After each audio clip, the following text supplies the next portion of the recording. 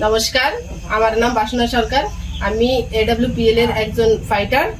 তো আমি এখন লক্ষ্মীপুরে একজনের ঘরে আসছি, এনাদের ঘরে আসছি। ইনি আমাদের প্রোডাক্ট ইউজ করেছে। তো আমি জিজ্ঞাসা করতে চাই ওনার নাম। আপনার নাম? বিকাশ অধিকারী। নমস্কার। তো আপনার শরীরে কি কি অসুবিধা ছিল? আমার অসুবিধা ছিল কিডনিতে অসুবিধা, হার্টে অসুবিধা, তারপরে লিভারে অসুবিধা।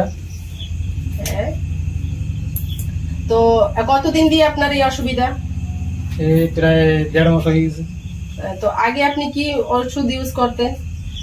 1.5 মাস আগে তো আর ওষুধ ইউজ হয় নাই, আমি 1.5 মাস আগে আমার ধরা পড়ছে। আচ্ছা, 1.5 মাস আগেই ধরা পড়েছে। তাহলে আপনি এই AWPL এর এই প্রোডাক্টগুলি কবে দিয়ে ইউজ করতেছেন? আজকে প্রায় 20 দিন হয়ে গেছে।